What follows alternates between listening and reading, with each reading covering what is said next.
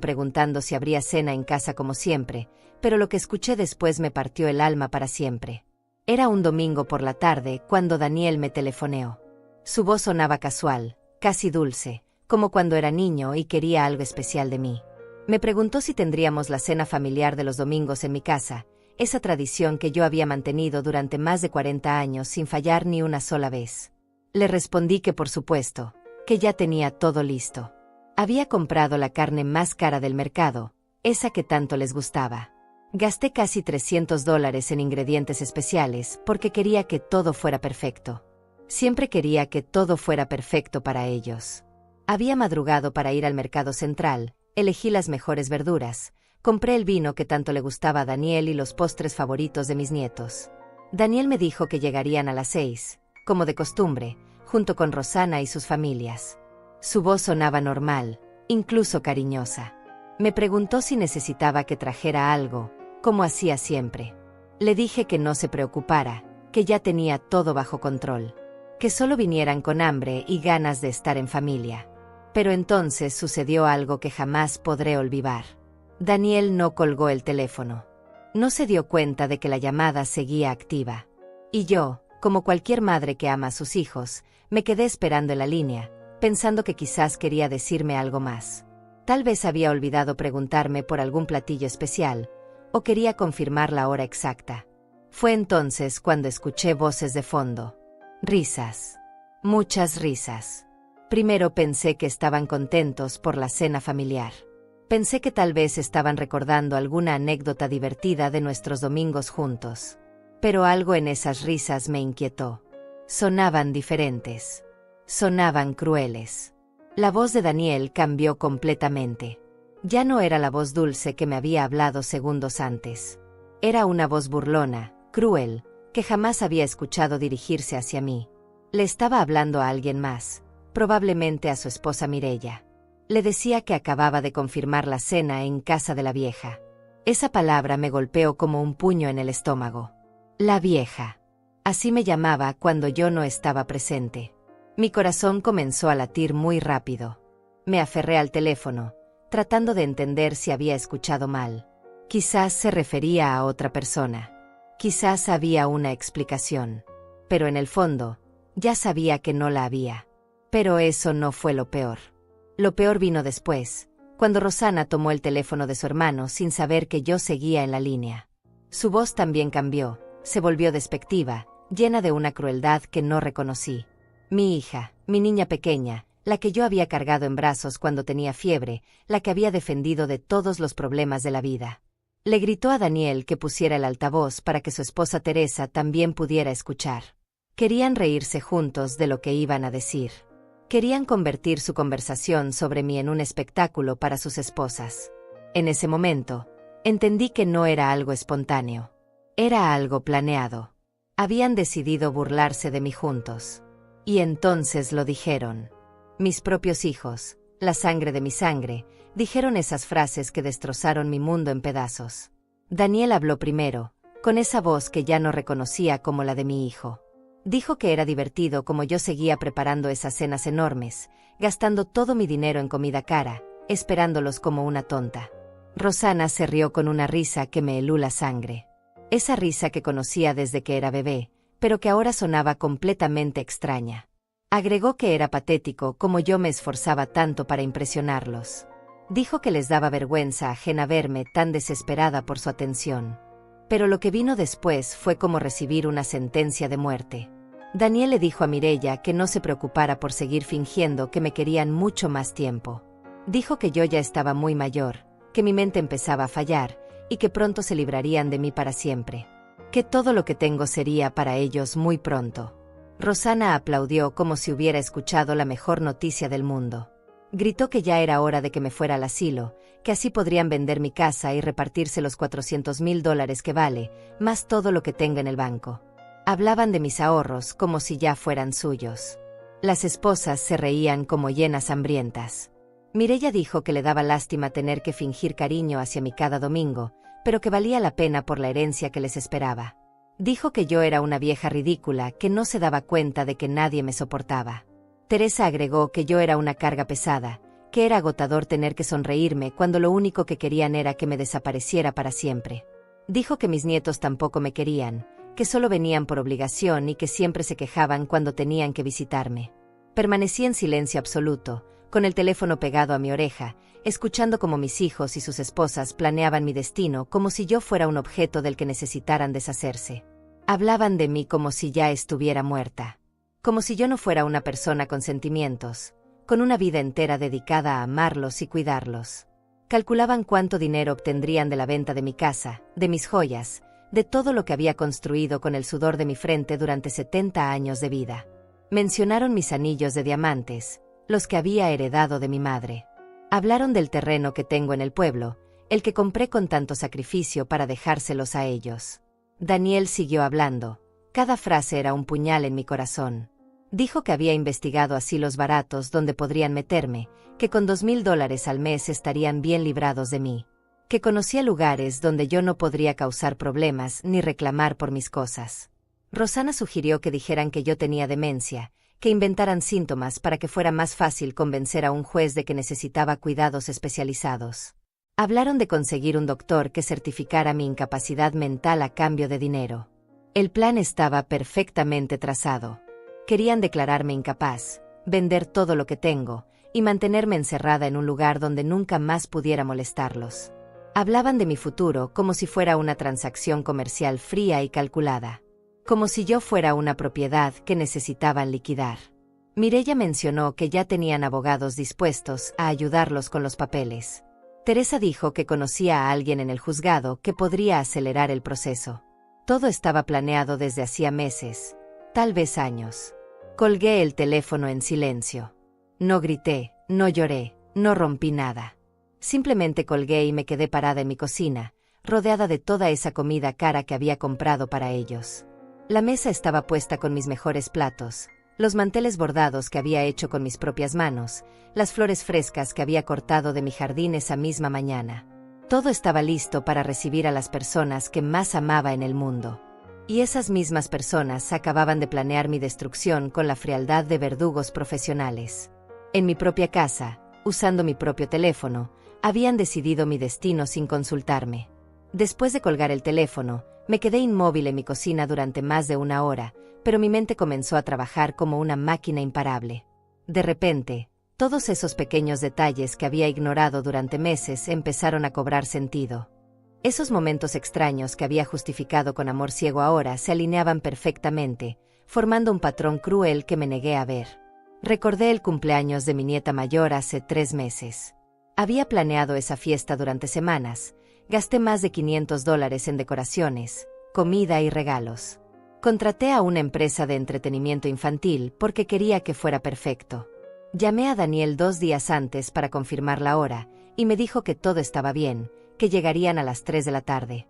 Me levanté a las 5 de la mañana ese día para empezar a cocinar.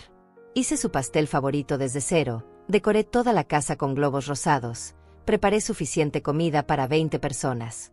A las 2 de la tarde ya tenía todo listo. Los payasos llegaron puntuales, la mesa estaba perfecta, los regalos envueltos con papel especial que había comprado en la tienda más cara de la ciudad. Pero ellos nunca llegaron. A las 4 de la tarde llamé a Daniel preocupada. Me dijo que había surgido algo urgente, que mi nieta había tenido un pequeño problema en el colegio y necesitaban manejar la situación. Me pidió disculpas y prometió que harían la fiesta la semana siguiente. Yo, como siempre, dije que no había problema, que lo entendía perfectamente. Cancelé todo.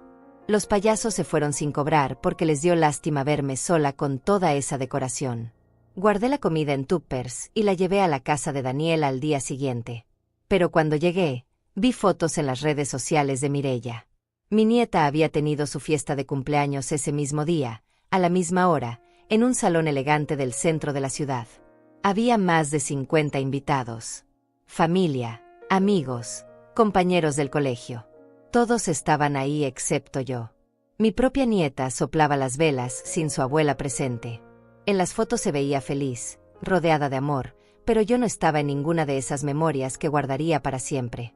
Cuando le pregunté a Daniel sobre las fotos, me dijo que había sido algo de último minuto, que Mireya había organizado una pequeña reunión improvisada para compensar por la fiesta cancelada. Me pidió que no me sintiera mal, que la próxima vez me incluirían desde el principio. Yo le creí. Siempre les creía. Pero ahora, después de escuchar esa conversación telefónica, entendí la verdad. Habían planeado celebrar sin mí desde el principio. La excusa del problema en el colegio había sido una mentira elaborada para mantenerme alejada. Querían una fiesta familiar real, sin la presencia incómoda de la abuela vieja. Recordé también la graduación de mi nieto menor hace 2 meses. Federico se graduaba de la preparatoria, y yo había estado esperando ese día durante años. Le había prometido desde pequeño que le regalaría $1000 para su graduación, y había ahorrado ese dinero durante meses, guardando cada billete en una caja especial. Rosana me llamó la noche anterior para decirme que la ceremonia había sido cancelada por problemas técnicos en el auditorio de la escuela. Me dijo que la pospondrían para la semana siguiente, pero que me avisaría cuando tuvieran la nueva fecha. Me quedé esperando esa llamada durante 3 semanas. Finalmente, decidí llamar yo misma a la escuela para preguntar por la nueva fecha. La secretaria me dijo que la graduación se había realizado exactamente el día que me habían dicho que estaba cancelada. Mi nieto había recibido su diploma, había dado un discurso como mejor estudiante de su generación, y toda la familia había estado presente para aplaudirlo. Todos excepto yo. Había esperado en mi casa ese día, vestida con mi mejor ropa, esperando una llamada que nunca llegó. Mientras tanto, mi nieto vivía uno de los días más importantes de su vida sin que su abuela estuviera ahí para verlo brillar. Cuando confronté a Rosana sobre esto, me dijo que había habido una confusión con las fechas, que ella también se había enterado a último minuto. Me mostró mensajes falsos en su teléfono donde supuestamente la escuela le confirmaba la cancelación. Yo le creí porque nunca imaginé que mi propia hija sería capaz de crear evidencia falsa para engañarme. También recordé las Navidades del año pasado.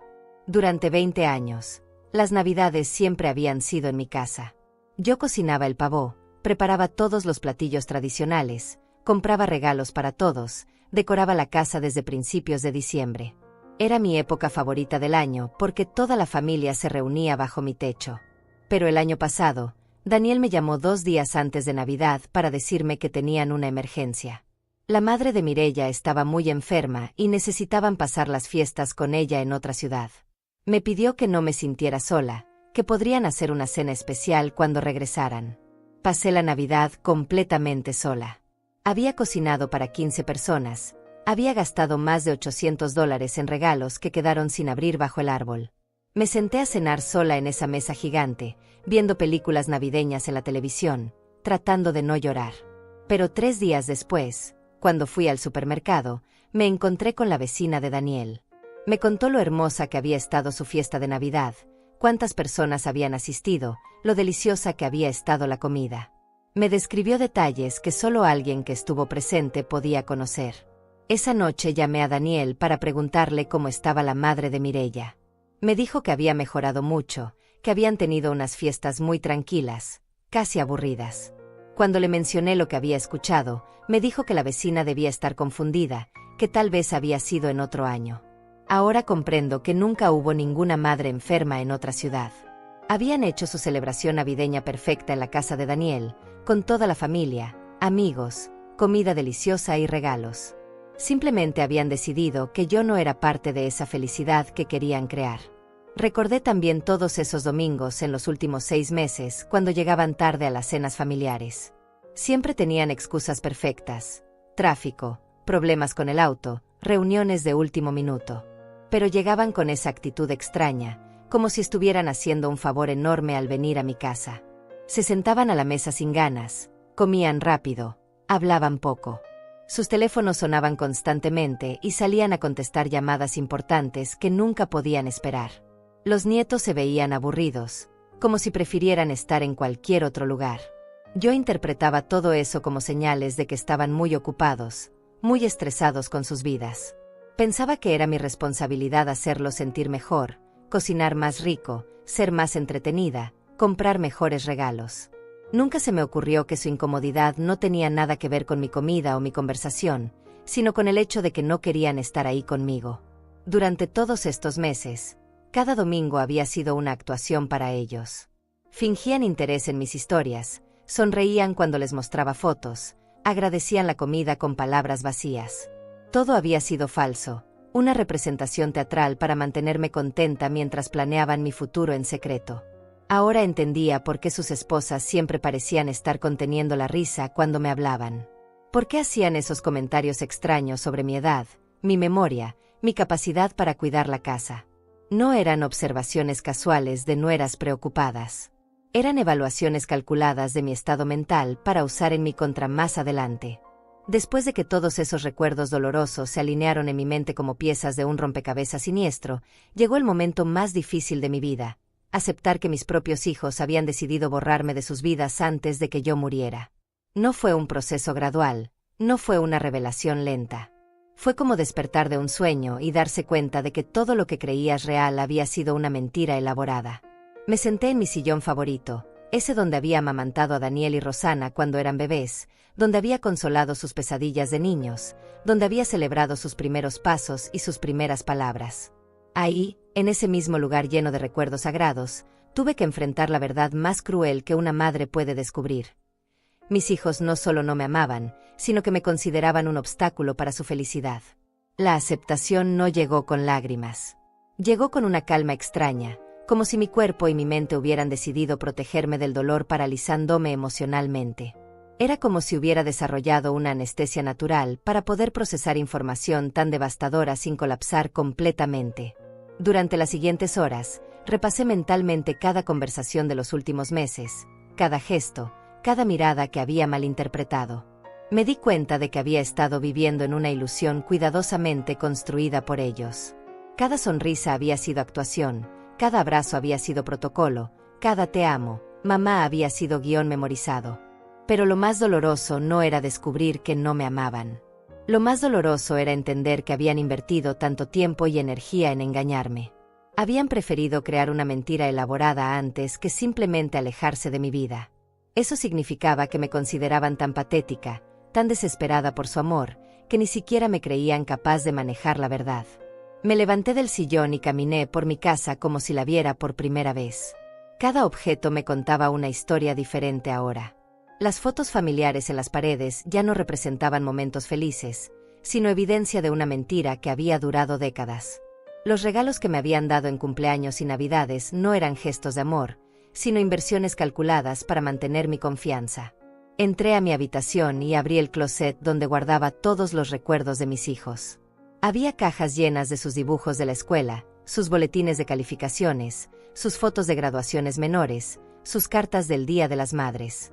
Durante años había conservado cada papel, cada tarjeta, cada pequeña muestra de su cariño como si fueran tesoros invaluables. Ahora esos objetos me miraban con una sonrisa burlona. Esas cartas donde me decían que era la mejor mamá del mundo habían sido escritas por obligación escolar. Esos dibujos donde aparecíamos juntos habían sido tareas asignadas por maestras que no sabían que estaban documentando una mentira. Esos te amo escritos con letra infantil habían sido palabras vacías dictadas por el protocolo familiar. Pero en lugar de destrozar esos recuerdos, en lugar de quemarlos o tirarlos como habría hecho cualquier persona normal, simplemente cerré las cajas y las volví a guardar. Había algo en mi interior que me decía que los iba a necesitar más adelante. No sabía para qué, pero mi instinto me advertía que no era momento de destruir evidencia. Esa noche no dormí. Me quedé sentada en la cocina, tomando té y observando la mesa donde habíamos compartido miles de comidas. Calculé mentalmente cuánto dinero había gastado en esas cenas dominicales durante los últimos 5 años. Entre la comida especial, los vinos caros, los postres elaborados y los regalos constantes para los nietos, había invertido más de $15,000 en mantener una tradición que ellos consideraban una carga. $15,000 gastados en comprar amor que nunca existió. $15,000 invertidos en alimentar a personas que contaban los minutos para salir de mi casa. $15,000 utilizados para financiar la paciencia fingida de quienes planeaban internarme en un asilo. Pero lo que más me dolía no era el dinero. Era el tiempo. Todo ese tiempo que había pasado cocinando con amor, limpiando con orgullo, comprando con ilusión. Todas esas horas que había dedicado a elegir el regalo perfecto para cada cumpleaños, a decorar la casa para cada celebración, a planear cada detalle para hacerlos felices. Tiempo que nunca podría recuperar. Tiempo que había regalado generosamente a personas que lo recibían como un castigo. Tiempo que había sido mi forma de decirles los amo y que ellos habían interpretado como por favor no me abandonen. Sin embargo, mientras procesaba todo este dolor, algo extraño comenzó a suceder en mi interior. Junto con la tristeza y la desilusión, empezó a crecer algo que no había sentido en décadas. Una especie de claridad fría, una lucidez que me asustó por su intensidad. Era como si el dolor hubiera quemado todas las ilusiones y hubiera dejado al descubierto una versión de mí misma que no conocía. Por primera vez en años, no estaba pensando en cómo hacer felices a otras personas. No estaba planeando la próxima cena, el próximo regalo, la próxima forma de demostrar mi amor. Estaba pensando en mí, en lo que yo necesitaba, en lo que yo merecía. Y esa perspectiva era completamente nueva para mí. Me di cuenta de que durante décadas había vivido como si mi única función en el mundo fuera servir a mis hijos. Había definido mi valor personal por su satisfacción, había medido mi éxito como madre por su felicidad. Pero ahora que sabía que esa felicidad no dependía de mi presencia, sino de mi ausencia, tenía que redefinir completamente quién era yo sin ellos. A las 4 de la madrugada, tomé una decisión que cambiaría todo. No iba a confrontarlos inmediatamente. No iba a hacer un escándalo emocional que les permitiera pintarme como una madre histérica y desequilibrada. No les iba a dar la satisfacción de verme destruida por su traición. En lugar de eso, iba a hacer algo que ellos jamás esperarían de la vieja tonta que creían que era. Iba a ser estratégica. Iba a usar mi dolor como combustible para la inteligencia, no para la desesperación. Iba a demostrarles que habían subestimado completamente a la mujer que les dio la vida. Me levanté de la mesa y fui hasta mi escritorio. Saqué una libreta nueva y un bolígrafo, y escribí en la primera página: Plan de recuperación, Paulina Farías. No sabía exactamente qué iba a escribir en las páginas siguientes, pero sabía que ese era el primer paso hacia algo que ellos no podían imaginar. Durante 70 años había sido la madre perfecta, la que siempre perdona, la que siempre entiende, la que siempre se sacrifica. Pero esa mujer había muerto ayer cuando colgué el teléfono. La mujer que estaba sentada en ese escritorio era alguien completamente diferente, alguien que ellos no conocían y que no sabían que existía. Mientras escribía las primeras líneas de mi plan, sentía algo que no había experimentado en décadas: control sobre mi propio destino. Por primera vez en mi vida adulta, no estaba reaccionando a las necesidades de otros. Estaba actuando por mí misma, para mí misma. El sol comenzaba a salir cuando terminé de escribir. Había llenado 3 páginas con observaciones, fechas, nombres y números que podrían ser importantes más adelante. No tenía un plan completamente formado todavía, pero tenía algo mucho más valioso: tenía determinación y tiempo. Ellos creían que me tenían controlada, que conocían todos mis movimientos, todas mis reacciones. Creían que yo era predecible, manipulable, inofensiva. Pero estaban a punto de descubrir que una madre traicionada puede ser la fuerza más peligrosa del mundo cuando decide dejar de ser víctima y convertirse en protagonista de su propia historia. 3 días después de escribir mis primeras notas, cuando todavía estaba procesando la magnitud de la traición, el timbre de mi casa sonó a las 9 de la mañana. No esperaba a nadie, y por un momento terrible pensé que podrían ser Daniel o Rosana viniendo a fingir preocupación por mi ausencia en la cena del domingo que nunca se realizó. Pero cuando abrí la puerta, me encontré con un hombre mayor, elegantemente vestido, que no reconocí. Se presentó como Homero Zamora, abogado especializado en herencias y patrimonio familiar. Llevaba un maletín de cuero negro y una expresión seria que inmediatamente me alertó. Me pidió permiso para entrar porque tenía información muy importante que compartir conmigo, información que podría cambiar completamente mi perspectiva sobre mi situación familiar. Lo invité a pasar a la sala, le ofrecí café como haría con cualquier visita, pero él declinó cortésmente y fue directo al punto. Me dijo que había estado investigando movimientos financieros sospechosos relacionados con mi patrimonio, y que había descubierto actividades que podrían considerarse fraudulentas. Sus palabras me helaron la sangre porque confirmaban mis peores sospechas. El abogado abrió su maletín y sacó una carpeta llena de documentos que no reconocí. Me explicó que durante los últimos 8 meses, alguien había estado utilizando mi información personal para hacer consultas sobre el valor de mi propiedad, mis cuentas bancarias y mis inversiones. Alguien que tenía acceso a datos que solo mis hijos podrían conocer. Me mostró copias de solicitudes de avalúo de mi casa que habían sido pedidas por Daniel, utilizando una carta poder falsificada con mi firma. La fecha de esa solicitud era de hace 6 meses, mucho antes de que yo tuviera la menor sospecha de sus intenciones. El avalúo oficial establecía que mi propiedad valía $450,000, exactamente la cifra que había escuchado mencionar en su conversación telefónica. Pero eso no era todo. También había registros de consultas sobre mi historial médico, solicitudes que supuestamente yo había autorizado para evaluar mi capacidad mental. Daniel había contactado a 3 médicos diferentes pidiendo información sobre tratamientos para demencia senil, supuestamente porque estaba preocupado por mi estado cognitivo. El abogado me explicó que estos movimientos seguían un patrón muy específico, el mismo que se utiliza cuando alguien quiere preparar el terreno legal para declarar a una persona mayor incapaz de manejar sus propios asuntos. Era un proceso que podía tomar meses o años, pero que se ejecutaba paso a paso con precisión calculada. Lo más impactante fue cuando me mostró documentos bancarios que revelaban que Rosanna había estado monitoreando mis cuentas de ahorros. Había utilizado su condición de contacto de emergencia, algo que yo había autorizado años atrás por precaución, para obtener información detallada sobre mis movimientos financieros. Sabía exactamente cuánto dinero tenía, en qué cuentas, y cuáles eran mis patrones de gasto. Homero me explicó que había llegado hasta mí porque un empleado bancario había notado estas consultas irregulares y había decidido investigar por su cuenta. Este empleado, que prefería mantenerse anónimo, había detectado que las consultas no seguían los protocolos normales para contactos de emergencia, y había contactado a un abogado especializado en protección de adultos mayores. Cuando le pregunté cómo habían conseguido acceso a información tan detallada, me reveló algo que me dejó sin palabras. Durante los últimos 2 años, cada vez que Daniel o Rosanna me visitaban, habían estado fotografiando discretamente documentos importantes. Facturas, estados de cuenta, papeles legales que yo dejaba sobre mi escritorio sin imaginar que estaban siendo documentados sistemáticamente. El abogado tenía pruebas fotográficas de estas actividades. Me mostró imágenes tomadas por cámaras de seguridad del banco donde Daniel aparecía entregando copias de mis documentos para hacer consultas no autorizadas. Las fechas de estas visitas coincidían perfectamente con algunos de nuestros almuerzos familiares, cuando él se ofrecía a acompañarme al banco para ayudarme con trámites menores. Todos esos gestos que yo había interpretado como cuidado filial habían sido oportunidades para espiarme y recopilar información. Cada vez que Daniel se ofrecía a revisar mis facturas para asegurarme de que todo estuviera en orden, cada vez que Rosanna me ayudaba a organizar mis papeles, habían estado creando un archivo detallado de mi situación financiera. Homero me reveló también que habían contactado a una clínica geriátrica privada para preguntar sobre costos y disponibilidad.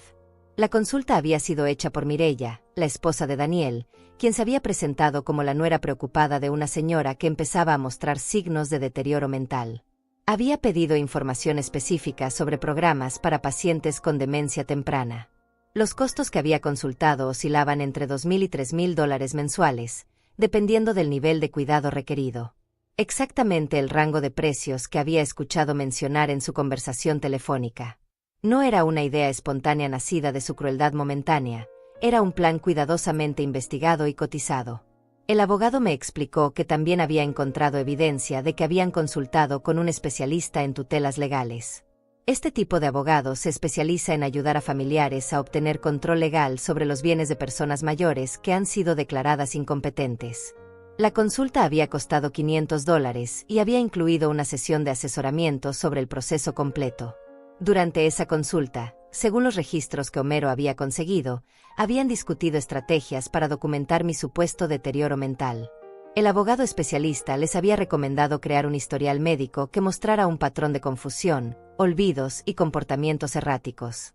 También les había sugerido conseguir testimonios de vecinos y conocidos que pudieran confirmar cambios en mi comportamiento. Esto explicaba por qué en los últimos meses había notado que mis hijos me hacían preguntas extrañas sobre fechas, nombres y eventos recientes. No era conversación casual, estaban evaluando mi memoria y mi capacidad cognitiva. Cada olvido menor, cada confusión momentánea, estaba siendo catalogada mentalmente como evidencia para su caso futuro. Homero me mostró también copias de correos electrónicos entre Daniel y un investigador privado. Habían contratado a alguien para que me siguiera discretamente y documentara mis actividades diarias. Querían crear un perfil de comportamiento que mostrara si yo era capaz de vivir independientemente o si representaba un peligro para mí misma. El investigador había estado siguiéndome durante 3 semanas sin que yo lo notara. Había fotografiado mis visitas al supermercado, mis caminatas matutinas, mis idas al banco y al médico. Su reporte concluía que yo mantenía una rutina normal y saludable, que conducía con seguridad, que manejaba mis asuntos financieros sin problemas y que mostraba comportamiento completamente normal para una mujer de mi edad. Pero lo más revelador fue que el investigador había recomendado que no procedieran con el plan de internarme porque yo no mostraba ningún signo de incapacidad mental o física. Su reporte profesional contradecía completamente la narrativa que mis hijos querían crear sobre mi deterioro. Sin embargo, según los correos que Homero me mostró, Daniel había respondido al investigador diciendo que buscarían una segunda opinión, que contratarían a alguien más dispuesto a encontrar evidencia de los problemas que necesitaban documentar. Estaban dispuestos a pagar por informes falsificados que respaldaran sus intenciones. La carpeta contenía también registros telefónicos que mostraban llamadas frecuentes entre Daniel, Rosana y varios asilos de la ciudad. Habían visitado personalmente al menos 5 instituciones diferentes, preguntando sobre habitaciones disponibles, políticas de visitas y procedimientos para ingresos de emergencia. Una de las instituciones había conservado la grabación de la llamada donde Rosana explicaba mi supuesta situación. En esa grabación, que Homero me permitió escuchar, mi propia hija me describía como una mujer confundida que vivía en el pasado, que había empezado a tener comportamientos peligrosos como dejar la estufa encendida y olvidar cerrar la puerta de la casa. Nada de eso era verdad, pero la forma convincente en que lo narraba habría engañado a cualquiera. Había creado una historia detallada sobre mi deterioro, incluyendo fechas específicas de incidentes que jamás habían ocurrido. Era una actuación perfecta de la hija preocupada que se ve obligada a tomar decisiones difíciles por el bien de su madre enferma. Cuando terminé de revisar todos esos documentos, me quedé en silencio durante varios minutos. No era solo traición lo que había descubierto, era una conspiración criminal elaborada para robarme mi libertad, mi dignidad y mi patrimonio. Habían invertido tiempo, dinero y esfuerzo considerable en crear un caso falso contra mí. Homero me explicó que tenía suficiente evidencia para presentar cargos criminales por fraude, falsificación de documentos y conspiración. Pero me advirtió que el proceso legal podría ser largo y doloroso, especialmente considerando que los acusados eran mis propios hijos. Me sugirió que considerara cuidadosamente cómo quería proceder. Esa noche, después de que el abogado se fue, me senté con toda esa evidencia esparcida sobre mi mesa de comedor. Ya no estaba lidiando solo con el dolor emocional de la traición, ahora tenía pruebas concretas de actividad criminal. Mis hijos no solo me habían mentido, habían cometido delitos federales en su intento de controlar mi vida. Durante las siguientes 2 semanas, me convertí en una detective de mi propia vida. Homero me había dado su número personal y me había asegurado que podía llamarlo a cualquier hora si descubría algo nuevo o si me sentía en peligro. Pero yo sabía que necesitaba recopilar más evidencia antes de tomar cualquier acción legal definitiva. Necesitaba entender completamente la magnitud de su conspiración. Comencé por revisar meticulosamente todos mis documentos personales. Encontré copias de facturas que no recordaba haber autorizado, estados de cuenta con anotaciones a lápiz que no eran mías, y documentos que habían sido movidos de sus lugares originales. Era evidente que durante meses habían estado entrando a mi estudio cuando yo no estaba presente, fotografiando y copiando todo lo que consideraban importante. Instalé discretamente una pequeña cámara de seguridad en mi estudio, escondida entre los libros. Homero me había recomendado esta precaución para documentar cualquier entrada no autorizada futura. También cambié todas las cerraduras de mi casa y no le di copias de las nuevas llaves a nadie, ni siquiera a Daniel y Rosana. Cuando Daniel me llamó preguntando por qué había cambiado las cerraduras, le dije que había tenido problemas con ladrones en el vecindario y que era una medida de precaución. Su reacción fue muy reveladora, se molestó excesivamente por algo que debería haber entendido como seguridad básica. Insistió en que le diera una copia de emergencia, pero yo me mantuve firme en mi negativa. Durante esa conversación, noté que Daniel hizo preguntas específicas sobre dónde guardaba yo mis documentos importantes, si había hecho algún cambio en mis cuentas bancarias, y si había hablado con algún abogado recientemente.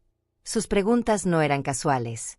Estaba evaluando si yo había descubierto algo sobre sus actividades. Decidí contactar directamente a mi banco para revisar todos los movimientos de mis cuentas de los últimos 2 años. Lo que descubrí me dejó sin aliento.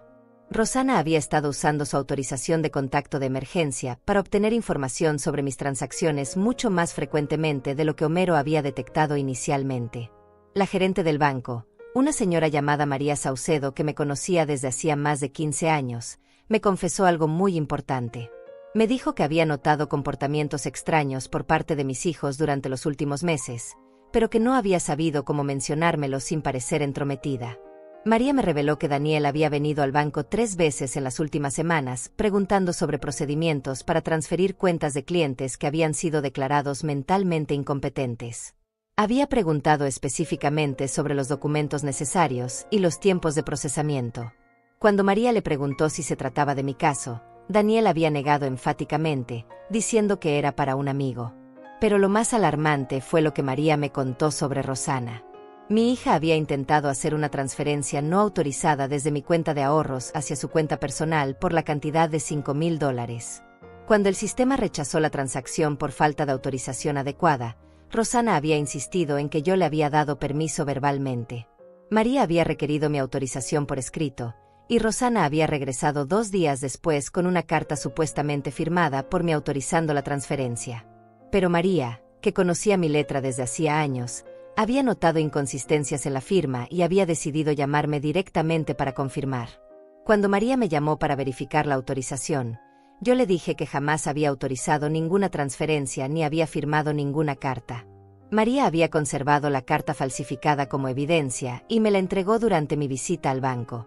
Ver mi firma falsificada en ese documento fue uno de los momentos más impactantes de toda esta experiencia. La carta estaba fechada 3 días después de la conversación telefónica que había escuchado, lo que significaba que habían comenzado a ejecutar su plan inmediatamente después de creer que habían confirmado su estrategia sin mi conocimiento. No habían perdido tiempo en comenzar a robar mi dinero directamente. Homero examinó la carta falsificada y confirmó que constituía un delito grave de falsificación de documentos e intento de fraude bancario. Me explicó que este tipo de evidencia era extremadamente valiosa porque mostraba intención criminal clara y documentada. Ya no se trataba solo de conversaciones privadas o planes teóricos. Habían comenzado a cometer crímenes reales. Decidí también contactar al investigador privado que mis hijos habían contratado para seguirme. Homero me ayudó a localizar a este hombre, cuyo nombre era Flavio Duarte. Inicialmente, Flavio se mostró reacio a hablar conmigo, alegando confidencialidad profesional con sus clientes. Pero cuando Homero le explicó que estábamos investigando actividades potencialmente criminales y que su cooperación podría evitarle problemas legales futuros, Flavio decidió colaborar. Me reveló detalles sobre su investigación que mis hijos no sabían que él había documentado. Flavio me contó que Daniel le había pedido específicamente que buscara evidencia de comportamiento errático o peligroso de mi parte. Le había sugerido seguirme a ciertas horas cuando yo supuestamente estaría más confundida, como muy temprano en la mañana o muy tarde en la noche. También le había pedido que documentara cualquier interacción que yo tuviera con vecinos que pudiera parecer extraña o inapropiada. Pero Flavio, siendo un profesional ético, había documentado únicamente lo que realmente observó. Su reporte completo, que me mostró con permiso de Homero, describía a una mujer mayor completamente funcional, independiente y mentalmente clara. Había notado que yo manejaba mi automóvil con seguridad, que interactuaba normalmente con comerciantes y vecinos, y que mantenía mi propiedad en excelentes condiciones. Lo que más me impresionó fue que Flavio había documentado también las reacciones de Daniel cuando le entregó el reporte. Según sus notas, Daniel se había mostrado visiblemente molesto con las conclusiones positivas sobre mi estado mental y físico. Había cuestionado la metodología de Flavio y había sugerido que quizás no había observado durante suficiente tiempo. Flavio me reveló también que Daniel le había ofrecido un pago adicional de $2,000 si podía encontrar o crear evidencia más convincente sobre mi supuesto deterioro. Cuando Flavio rechazó esta proposición por considerarla poco ética, Daniel había amenazado con no pagarle por el trabajo ya realizado. Esta información era crucial porque mostraba que mis hijos estaban dispuestos a fabricar evidencia falsa cuando la realidad no coincidía con sus intenciones. No solo estaban planeando internarme injustamente, estaban dispuestos a pagar por informes falsificados que justificaran sus acciones. Contacté también a los asilos que habían visitado para recopilar más información sobre sus consultas. Una de las directoras, Inés Fonseca, recordaba muy bien la visita de Rosana porque había hecho preguntas muy específicas y algo perturbadoras sobre las políticas de visitas y los derechos de los pacientes.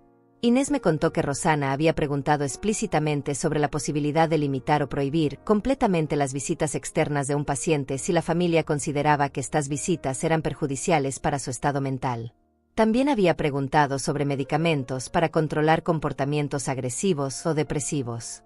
Lo que más había llamado la atención de Inés era que Rosana parecía más interesada en los aspectos de control y aislamiento que en la calidad del cuidado médico o las actividades terapéuticas.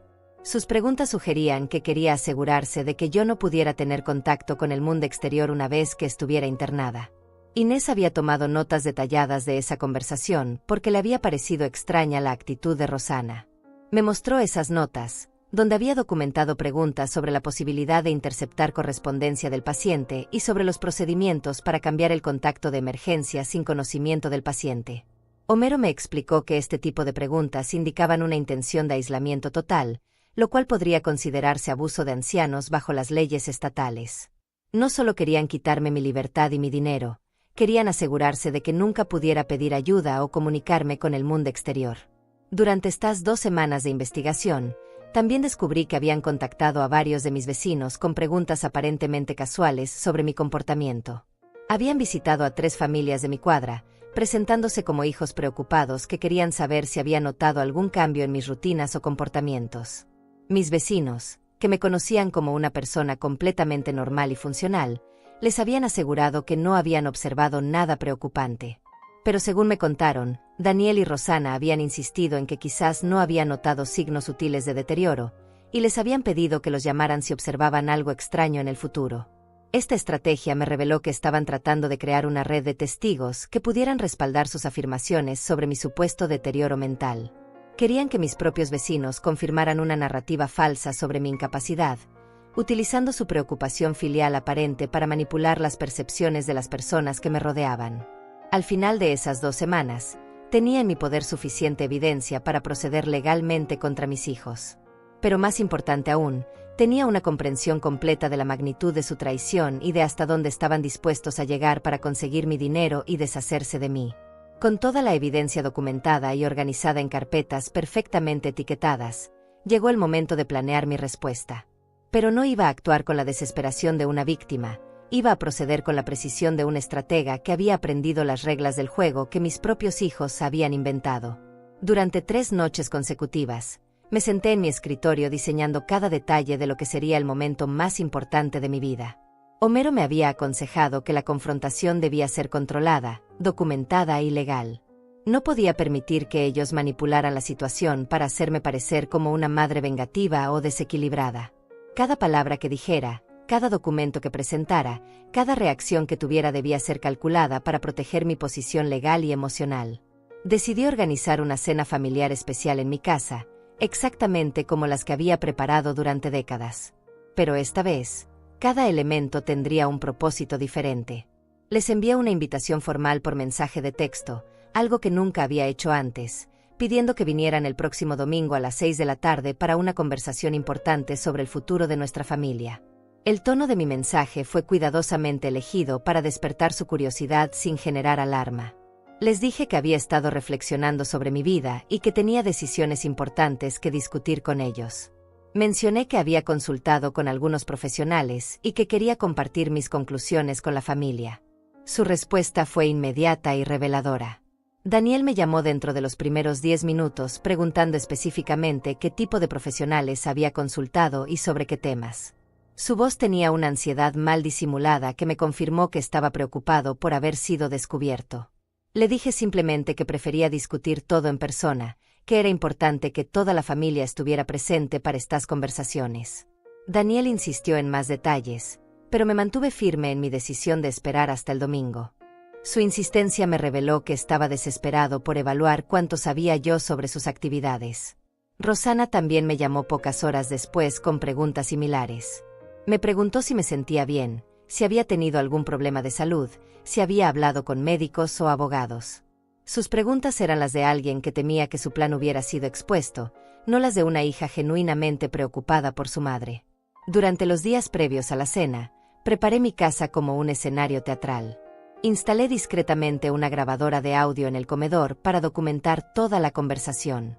Homero me había asegurado que en mi propio hogar tenía derecho legal a grabar conversaciones, especialmente cuando sospechaba actividad criminal.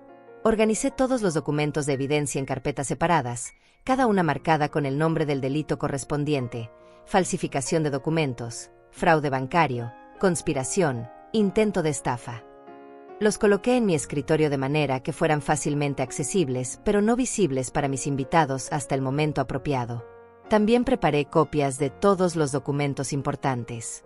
Una copia para Homero, una para mi caja fuerte, y una para entregar a las autoridades si fuera necesario.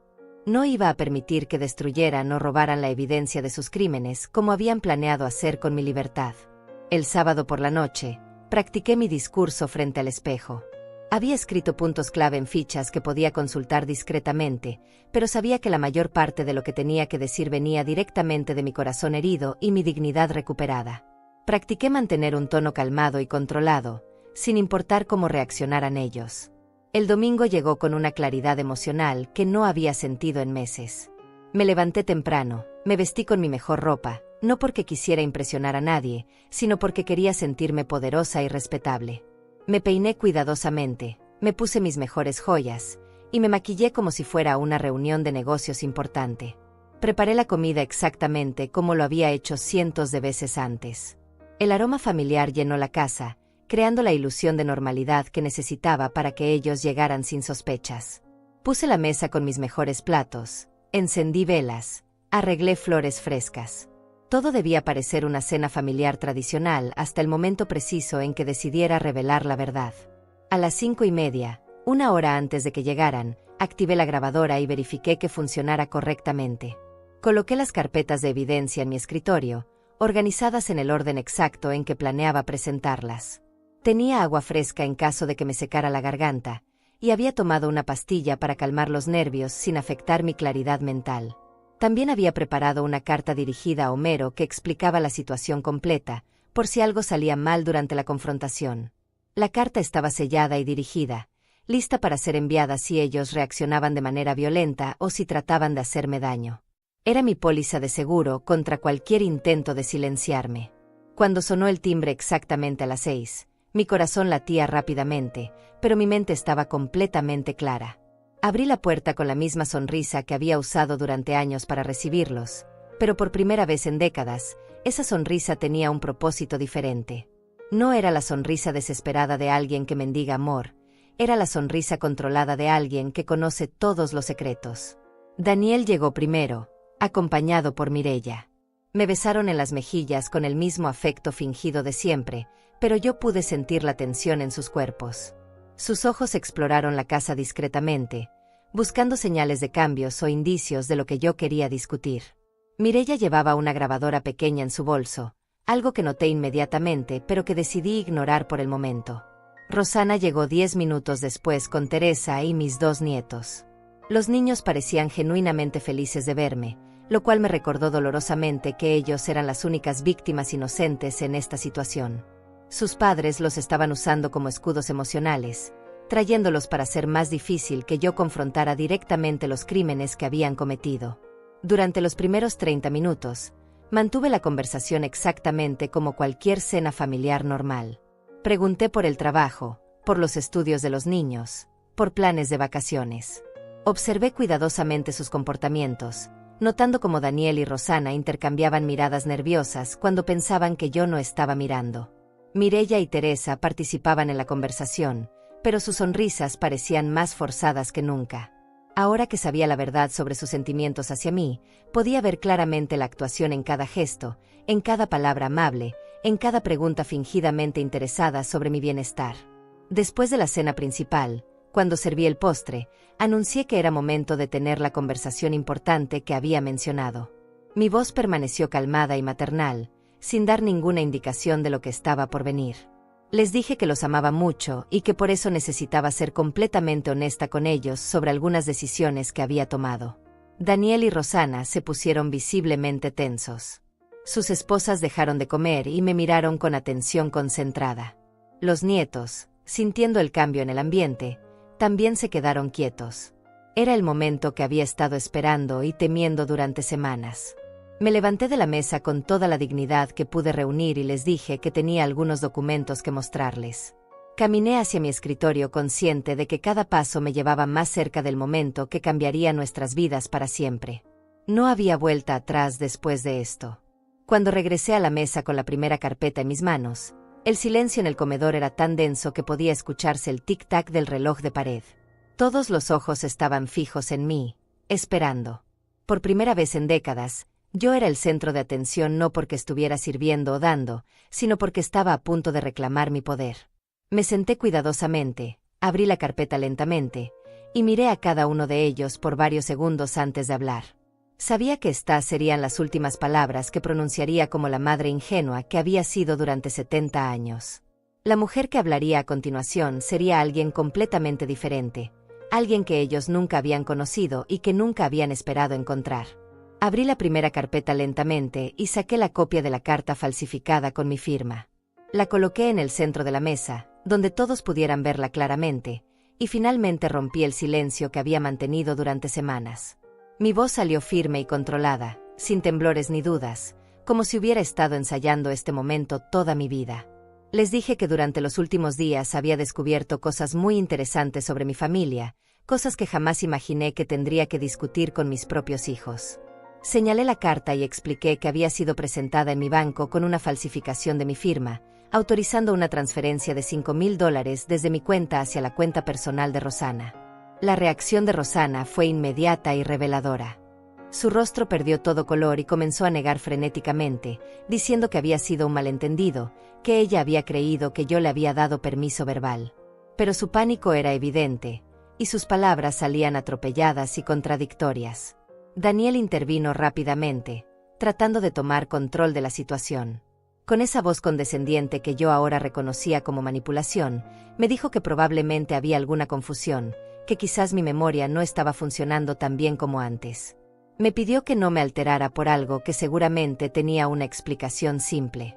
Pero yo había estado preparándome para exactamente esa reacción.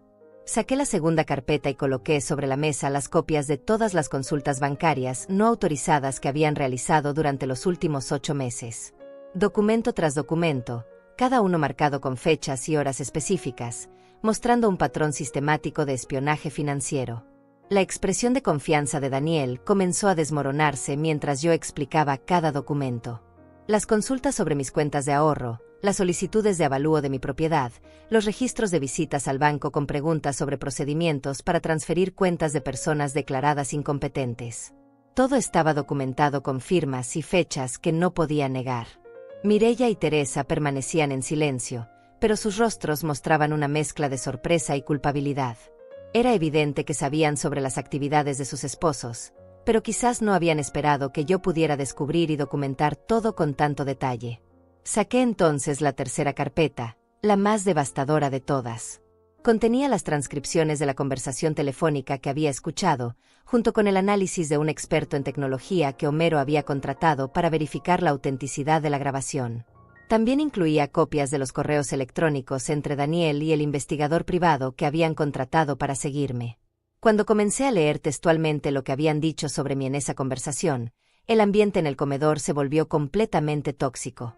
Las palabras "la vieja", "librados de ella", "así lo barato" resonaron en el silencio como sentencias de muerte. Cada frase que leí era como un martillo golpeando el ataúd de nuestra relación familiar. Daniel trató de interrumpirme, alegando que yo estaba malinterpretando sus palabras, que habían sido tomadas fuera de contexto. Pero yo continué leyendo cada insulto, cada cálculo cruel sobre mi futuro, cada detalle de su plan para declararme incompetente y robarme todo lo que había trabajado para conseguir durante 70 años. Rosanna comenzó a llorar, pero sus lágrimas no eran de arrepentimiento, eran de frustración por haber sido descubierta. Entre sollozos, trató de explicar que ellos solo estaban preocupados por mi bienestar, que había notado cambios en mi comportamiento que los inquietaban. Pero cada palabra que decía solo confirmaba que estaban dispuestos a mentir hasta el final. Saqué entonces los reportes del investigador privado que habían contratado. Leí en voz alta las conclusiones profesionales que describían a una mujer mayor completamente funcional, independiente y mentalmente clara. Luego leí las respuestas de Daniel cuestionando esas conclusiones positivas y ofreciendo dinero adicional por evidencia falsificada sobre mi supuesto deterioro. La habitación se sumió en un silencio mortal. Mis nietos, que habían estado escuchando toda la conversación con ojos muy abiertos, comenzaron a entender que sus padres habían estado planeando lastimar a su abuela. La inocencia en sus rostros se transformó en confusión y tristeza, algo que me partió el corazón pero que era necesario para protegerlos de futuras manipulaciones. Daniel finalmente explotó con una furia que revelaba su verdadera personaleza. Gritó que yo no tenía derecho a espiarlos, que era una violación de su privacidad. Me acusó de ser una madre controladora que no podía aceptar que sus hijos tenían vidas propias. Su máscara de hijo preocupado se desplomó completamente, mostrando la crueldad que había estado ocultando durante años. Pero yo mantuve mi compostura. Saqué la carpeta final, la que contenía los registros de sus visitas a asilos, las consultas con especialistas en tutelas legales y las grabaciones de conversaciones con empleados de clínicas geriátricas. Cada documento probaba que su plan no había sido una idea espontánea nacida de preocupación genuina, sino una conspiración cuidadosamente planeada durante meses. Leí las notas de la directora del asilo donde Rosana había preguntado sobre políticas para limitar visitas externas y procedimientos para interceptar correspondencia de pacientes. Expliqué cómo estos detalles revelaban una intención no solo de robar mi dinero, sino de aislarme completamente del mundo exterior una vez que estuviera internada. Rosana trató de defenderse alegando que solo habían estado explorando opciones por si acaso yo necesitara cuidados especializados en el futuro. Pero cuando presenté las grabaciones donde ella describía incidentes falsos sobre mi comportamiento a los empleados del asilo, su defensa se desmoronó completamente. Mireya finalmente habló, tratando de distanciarse de las acciones de su esposo. Alegó que ella nunca había estado completamente informada sobre los planes, que solo había seguido las sugerencias de Daniel sobre cómo manejar mi situación. Pero yo tenía registros de sus propias llamadas a clínicas geriátricas, lo que probaba que había sido una participante activa en la conspiración. Teresa permaneció en silencio durante la mayor parte de la confrontación, pero su expresión de culpabilidad la delataba. Cuando finalmente intentó hablar, solo pudo murmurar disculpas vacías que no llevaban ningún peso después de toda la evidencia que había presentado. Les expliqué entonces que había consultado con un abogado especializado en protección de adultos mayores y que tenía suficiente evidencia para presentar cargos criminales por falsificación de documentos, fraude bancario, conspiración e intento de estafa. Las consecuencias legales podrían incluir multas significativas, años de prisión y la pérdida permanente de cualquier derecho sobre mi patrimonio. Daniel trató una táctica final de manipulación, apelando a mi amor maternal.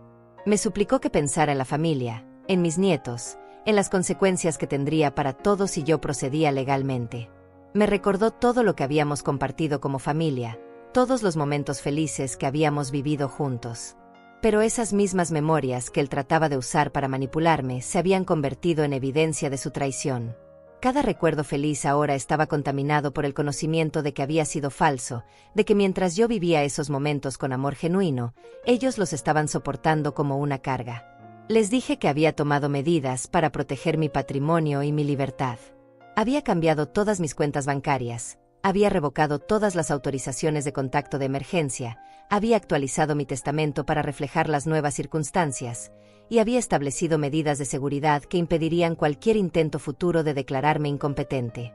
También les informé que había documentado toda esta conversación, y que las grabaciones serían entregadas a las autoridades si detectaba cualquier intento de represalia o manipulación. Mi seguridad y mi libertad ya no dependían de su buena voluntad, estaban protegidas por evidencia legal y medidas preventivas profesionales. El silencio que siguió a mis revelaciones fue diferente a cualquier silencio que hubiera experimentado antes. No era el silencio cómodo de una familia unida, era el silencio mortal de personas que habían sido completamente desenmascaradas y que no tenían más mentiras que ofrecer. Mis nietos me miraban con una mezcla de admiración y tristeza, comenzando a entender que su abuela no era la mujer frágil que sus padres habían descrito, sino una persona fuerte que había sido capaz de defenderse contra quienes trataron de lastimarla. Pero también entendían que su familia nunca volvería a ser la misma después de esa noche. Les dije finalmente que tenían una decisión que tomar. Podían aceptar las nuevas reglas que yo había establecido para protegerme, reconocer sus errores y tratar de reconstruir una relación honesta, o podían continuar con sus planes sabiendo que enfrentarían las consecuencias legales completas de sus acciones. La cena había terminado, pero la verdadera conversación sobre el futuro de nuestra familia apenas comenzaba. Después de presentar toda la evidencia y ver cómo se desmoronaban las defensas de mis hijos, algo inesperado comenzó a suceder en esa mesa. No fue la explosión de violencia o el escándalo dramático que había temido. Fue algo mucho más revelador, la lenta desintegración de las máscaras que habían estado usando durante años, y con esa desintegración, la emergencia de verdades que cambiaron todo para siempre. Daniel fue el primero en quebrarse completamente. Después de casi una hora de negativas y justificaciones desesperadas, finalmente se derrumbó y confesó que habían estado planeando internarme desde hacía más de un año. Pero lo que reveló después fue aún más devastador. Me contó que Mireya había sido quien había iniciado todo el plan, amenazándolo con el divorcio si no tomaba medidas para resolver el problema de tu madre. Mireya, al verse expuesta por su propio esposo, entró en pánico total. Comenzó a gritar que ella nunca había querido hacerme daño, que solo estaba preocupada por el futuro financiero de sus hijos. Reveló que tenían deudas por más de $80,000 que habían estado ocultando, y que necesitaban mi dinero para evitar perder su casa y el negocio de Daniel. Esta confesión abrió una compuerta de verdades que habían estado escondidas durante años. Daniel admitió que había estado tomando préstamos contra el valor de su casa, usando mi propiedad como garantía sin mi conocimiento. Había falsificado documentos que sugerían que yo había aceptado ser aval de sus deudas comerciales, comprometiendo mi patrimonio sin mi consentimiento. Rosana, viendo que su hermano había comenzado a confesar, también se quebró. Entre lágrimas histéricas, reveló que Teresa había perdido su trabajo 8 meses atrás, pero que le habían mentido a toda la familia sobre su situación financiera. Habían estado viviendo de sus ahorros y de préstamos, y estaban al borde de la quiebra personal. Pero lo más impactante fue cuando Rosana confesó que habían estado robándome dinero de maneras más sutiles durante años. Cada vez que me ayudaban con las compras del supermercado, guardaban los recibos y me cobraban precios inflados, embolsándose la diferencia. Habían estado usando mis tarjetas de crédito para compras personales, pagando los mínimos para que yo no notara los gastos adicionales en mis estados de cuenta. Teresa, finalmente presionada por las confesiones de los demás, reveló que habían abierto 2 tarjetas de crédito usando mi información personal como respaldo. Habían gastado más de $12,000 en esas tarjetas durante los últimos 6 meses, planeando declararme incompetente antes de que los pagos se volvieran imposibles de ocultar. Mientras escuchaba estas confesiones, me di cuenta de que mi situación había sido mucho peor de lo que había descubierto inicialmente. No solo habían planeado internarme y robar mi herencia futura, habían estado robándome activamente durante años, comprometiendo mi estabilidad financiera presente con deudas y obligaciones que yo desconocía completamente. Pero entonces sucedió algo que no había anticipado. Mis nietos, que habían estado escuchando en silencio toda esta revelación de traiciones y mentiras, comenzaron a hablar. Mi nieto mayor, Federico, que tenía 17 años, me miró con lágrimas en los ojos y me dijo que él siempre había sabido que algo estaba mal con la forma en que sus padres hablaban de mí. Federico me contó que había escuchado conversaciones entre sus padres donde se burlaban de mis regalos, de mi comida, de mi necesidad de estar cerca de la familia. Me reveló que Mireya siempre se quejaba después de nuestras cenas dominicales, diciendo que era agotador tener que fingir cariño hacia mí durante horas enteras. Mi nieta menor, que tenía 15 años, confesó que sus padres le habían dicho que yo estaba perdiendo la memoria y que pronto tendría que ir a un lugar donde me cuidaran mejor. Le habían explicado que era importante que ella fuera paciente conmigo porque yo ya no podía entender las cosas como antes. Ella había creído esta mentira y había estado tratándome con esa condescendencia que yo había interpretado como madurez adolescente normal. Pero lo que más me conmovió fue cuando mis nietos me dijeron que ellos siempre habían disfrutado realmente nuestro tiempo juntos. Que mis cenas dominicales eran lo mejor de sus semanas, que mis historias y mis consejos eran importantes para ellos, que nunca habían sentido que yo fuera una carga o una molestia. Estos 2 jóvenes, en medio del colapso total de su estructura familiar, tuvieron el valor de decirme que ellos me amaban de verdad, no como una obligación o un protocolo. Me pidieron perdón por no haber hablado antes sobre las cosas extrañas que había notado en el comportamiento de sus padres. Su honestidad pura y genuina contrastaba dramáticamente con años de manipulación y mentiras de los adultos. Por primera vez en meses, sentí que no todo el amor que había creído recibir había sido falso. Existía amor real en mi familia, pero venía de donde menos le esperaba y se había mantenido oculto por la conspiración de sus padres. Daniel y Rosana trataron desesperadamente de controlar el daño de las confesiones de sus propios hijos. Intentaron minimizar lo que los adolescentes habían revelado, alegando que eran malentendidos de jóvenes que no comprendían las complejidades de las finanzas familiares. Pero sus explicaciones sonaban huecas después de todo lo que habían admitido. Mireya trató una última estrategia de manipulación, apelando directamente a mis emociones maternales. Me suplicó que pensara en el futuro de mis nietos, que considerara cómo las acciones legales afectarían su educación universitaria, sus oportunidades futuras, su estabilidad emocional. Pero yo ya había pensado en todo eso durante las semanas de preparación. Les expliqué que había establecido fondos de educación separados para mis nietos, fondos que estarían protegidos de cualquier acción legal contra sus padres. Sus futuras oportunidades educativas no dependían del éxito de los planes criminales de Daniel y Rosana. También les informé que había hablado con un consejero familiar especializado en situaciones de abuso de ancianos, que estaría disponible para ayudar a los adolescentes a procesar toda esta situación traumática. No iba a permitir que las acciones de sus padres destruyeran también su estabilidad emocional. Teresa hizo un último intento desesperado de negociación, ofreciendo devolver todo el dinero que habían robado si yo aceptaba no proceder legalmente. Pero cuando le pregunté sobre las deudas que habían contraído usando mi nombre como garantía, se quedó en silencio. Era imposible deshacer todo el daño financiero que habían causado simplemente devolviendo el dinero en efectivo. Al final de esa noche agotadora emocionalmente, establecí las nuevas reglas que gobernarían cualquier relación futura. Daniel y Rosana tenían 30 días para resolver todas las deudas que habían contraído usando mi información, incluyendo las tarjetas de crédito no autorizadas y los préstamos con garantía falsa. Tenían que someterse a evaluación psicológica y terapia familiar antes de que considerara permitirles cualquier contacto supervisado conmigo. También tenían que firmar acuerdos legales que establecían claramente que habían renunciado a cualquier derecho sobre mi patrimonio presente o futuro. Pero lo más importante fue el acuerdo que establecí sobre mis nietos.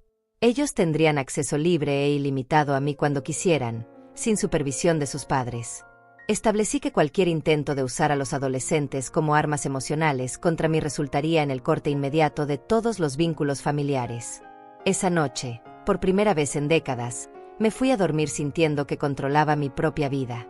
No porque hubiera destruido a mi familia, sino porque había salvado las partes que realmente valían la pena salvar y había eliminado las que habían estado envenenando todo lo demás. La mujer que se despertaría al día siguiente sería completamente diferente de la que había vivido en esa casa durante años.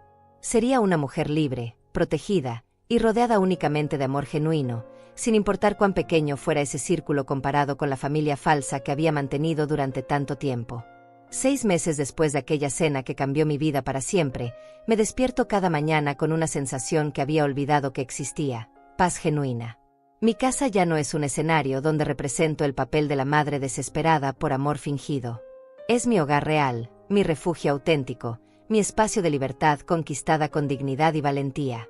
Los primeros meses fueron difíciles. No voy a mentir. Hubo noches donde el silencio de mi teléfono me recordaba dolorosamente que había perdido a las personas que creía que eran mi familia. Pero gradualmente entendí que no había perdido a mi familia. Había descubierto que gran parte de lo que creía que era familia había sido una ilusión cuidadosamente construida para explotarme. Daniel y Rosana cumplieron parcialmente con las condiciones que establecí. Resolvieron las deudas contraídas con mi información, aunque tuvieron que vender la casa de Daniel y declararse en bancarrota personal para lograrlo.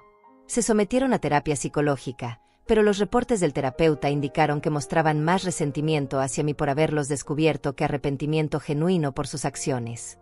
Mireya y Teresa desaparecieron de sus vidas casi inmediatamente después de que la situación financiera se desplomó.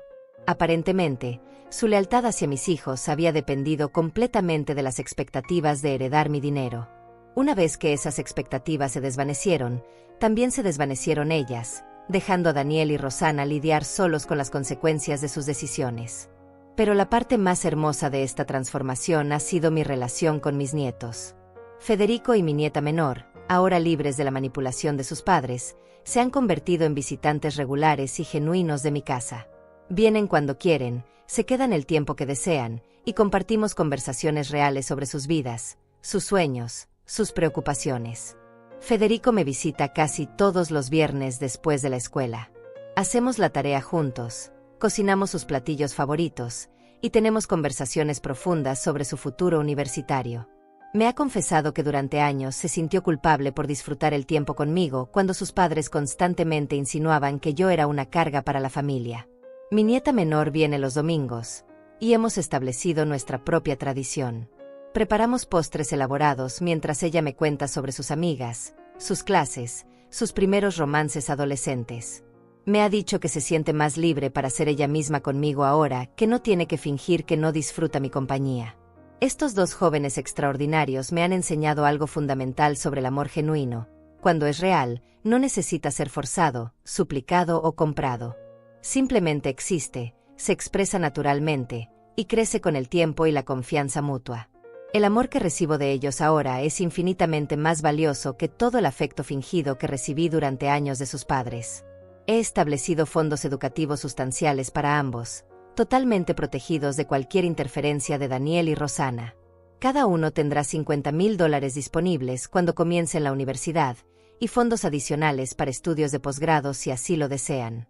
Su futuro educativo está garantizado, independientemente de los errores financieros de sus padres. Mi relación con Daniel y Rosana ha evolucionado hacia algo que nunca pensé que sería posible: total indiferencia emocional. No siento odio hacia ellos, pero tampoco siento el amor desesperado y necesitado que una vez definió mi existencia maternal. Los veo como adultos que tomaron decisiones y que ahora viven con las consecuencias de esas decisiones. Intentaron acercarse a mí varias veces durante estos meses, especialmente cuando sus situaciones financieras se volvieron insostenibles. Daniel me llamó pidiendo ayuda con el alquiler después de perder su casa. Rosana apareció en mi puerta llorando sobre las dificultades de ser madre soltera sin apoyo económico. Pero cada vez que intentaron manipular mis emociones maternales, yo simplemente les recordé que habían tomado la decisión de verme como un obstáculo para su felicidad en lugar de verme como su madre. Les expliqué que las consecuencias naturales de sus acciones no eran mi responsabilidad de resolver. La paz que he encontrado no viene solo de haberme librado de relaciones tóxicas. Viene también de haber redescubierto quién soy yo cuando no estoy constantemente tratando de ganar el amor de otras personas. He comenzado a hacer cosas que disfruto genuinamente, no porque impresionen a nadie o porque demuestren mi valor como madre. He retomado la pintura, algo que abandoné hace décadas cuando la maternidad consumió todo mi tiempo libre. Ahora tengo un pequeño estudio en el cuarto que antes usaba para guardar regalos de Navidad que compraba con meses de anticipación. Pinto paisajes, retratos de mis nietos, abstracciones que expresan emociones que no sabía que tenía. También me uní a un grupo de lectura en la biblioteca local, donde conocí a mujeres extraordinarias de mi edad que han vivido sus propias transformaciones después de los 60 años. Compartimos historias, recomendaciones de libros, y a veces, experiencias sobre hijos adultos que no resultaron ser las personas que esperábamos que fueran. Homero se ha convertido en más que mi abogado, se ha convertido en un amigo genuino. Almorzamos una vez al mes para revisar mis asuntos legales, pero siempre terminamos conversando sobre libros, películas y reflexiones sobre la vida después de los 70. Me ha presentado a otras personas de su círculo social, expandiendo mi mundo más allá de los límites familiares que habían definido mi existencia durante décadas. He viajado más en estos 6 meses que en los últimos 10 años. Visité a mi prima en Colombia, un viaje que había postergado durante años porque siempre sentía que tenía que estar disponible para las necesidades de mis hijos. Fui a Nueva York con el grupo de lectura para ver obras de teatro. Incluso tomé un crucero por el Caribe, algo que jamás habría considerado cuando creía que mi función principal en la vida era servir a mi familia. Cada experiencia nueva me recuerda que soy una persona completa e interesante independientemente de mi papel como madre. Tengo opiniones, gustos, talentos y deseos que no tienen nada que ver con cocinar para otros o limpiar casas que no son apreciadas. Soy Paulina Farías, no solo la madre de Daniel y Rosana. Mi situación financiera, lejos de verse comprometida por la separación de mis hijos, ha mejorado significativamente. Si los gastos constantes de cenas elaboradas, regalos caros y contribuciones no solicitadas a sus problemas financieros, he podido ahorrar más dinero del que había ahorrado en años. He invertido sabiamente con la ayuda de un planificador financiero que Homero me recomendó. Mi patrimonio está protegido con fideicomisos que aseguran que nadie pueda manipularme financieramente en el futuro, sin importar qué circunstancias médicas o personales puedan surgir cuando sea verdaderamente mayor. También he actualizado completamente mi testamento. La mayor parte de mi patrimonio irá a mis nietos cuando alcancen los 25 años, con provisiones para su educación y bienestar antes de esa edad.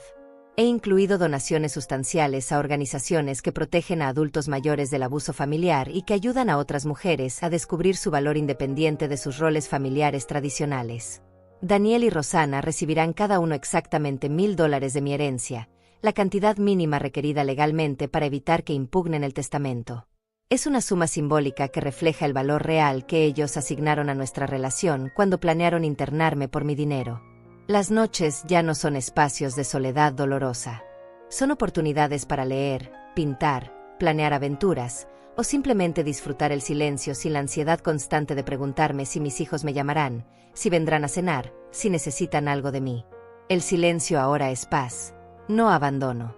Cuando miro hacia atrás a la mujer que era hace un año, siento una mezcla de compasión y orgullo. Compasión por todo el dolor que soportó innecesariamente, por todo el amor que regaló a personas que no lo valoraban. Pero también orgullo por haber encontrado la fuerza para defenderse cuando finalmente entendió la verdad. He aprendido que nunca es demasiado tarde para reclamar tu vida, tu dignidad y tu derecho a ser amada genuinamente. He aprendido que el amor verdadero no necesita ser comprado con servicios constantes o tolerancia de maltrato. He aprendido que una vida más pequeña pero auténtica es infinitamente más valiosa que una vida grande pero falsa. Mis domingos ahora son míos. A veces cocino para mí misma, platillos que realmente me gustan en lugar de comidas elaboradas para impresionar a otros. A veces salgo con amigas a almorzar en restaurantes que jamás habría visitado cuando toda mi energía social se consumía en cenas familiares obligatorias. Y a veces, los domingos más hermosos son aquellos cuando Federico y mi nieta vienen espontáneamente, sin invitación previa, simplemente porque quieren pasar tiempo conmigo. Esos domingos me recuerdan que el amor real busca tu compañía, no tu servicio. Esta es mi nueva vida a los 70 años. No es la vida que planeé cuando era joven, pero es la vida más auténtica y satisfactoria que he vivido jamás. Es una vida donde soy valorada por quien soy, no por lo que puedo dar. Es una vida donde mi casa es mi hogar, no un teatro para actuaciones desesperadas por afecto. Si hay algo que quiero que entienda cualquier mujer que esté viviendo una situación similar, es esto. Nunca permitas que el miedo al abandono te haga aceptar relaciones que te abandonan emocionalmente mientras te explotan física y financieramente. Tu amor tiene valor, y mereces recibirlo de vuelta en la misma medida generosa en que lo das. Y tú, que me has escuchado hasta aquí, dime, ¿alguna vez has sentido que trataron de borrarte de tu propia historia? ¿Has permitido que el miedo a la soledad te mantenga en relaciones que te vacían por dentro? ¿Conoces esa sensación de amar desesperadamente a personas que te ven como una obligación? Si tu respuesta es sí, quiero que sepas que no estás sola, que tu historia puede cambiar como cambió la mía, y que mereces una vida donde tu amor sea celebrado, no